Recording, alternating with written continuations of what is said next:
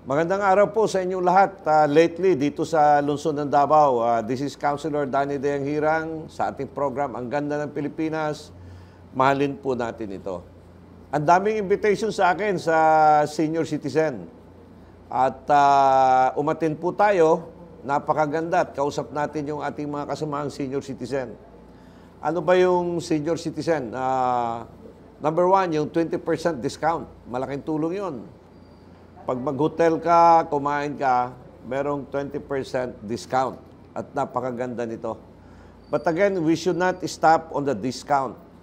Siguro, palakasin natin yung awareness level to take care of ourselves. Alam mo, pag senior citizen na, unang-una, bawal magkarga na mabibigat.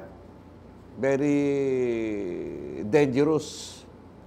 Kasi wala na yung ating mga buto, medyo mahina na rin. No? So, I'm not a doctor, pero nababasa ko, yun ang isang ingatan natin.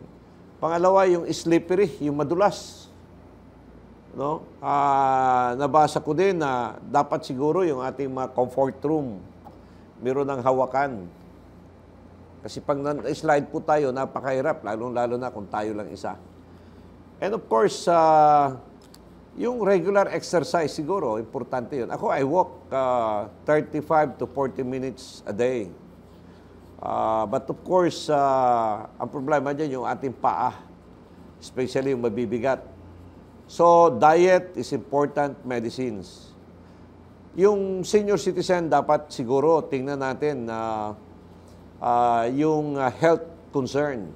Dapat merong regular check-up, open and free sa lahat ng senior citizen.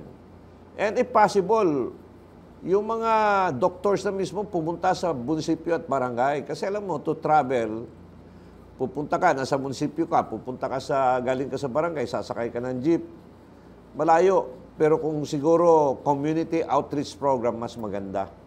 So, tulungan po natin ang mga senior citizen. Magkaisa po tayo at sana po ang gagawa ng batas. Merong senior citizen party list eh. Ang alam ko meron. I hope they can come up laws that will beneficial, makakabuti sa ating sekta ng mga senior citizen. Ano ba yung senior citizens? More than 60 years old. Pag abot ka ng 60 years old, ikaw ay senior citizen. Tulungan po natin ang mga senior citizen. Hanggat sa muli, this is Councilor Danny Deang Hirang, Ang Ganda ng Pilipinas. Mahalin po natin ito.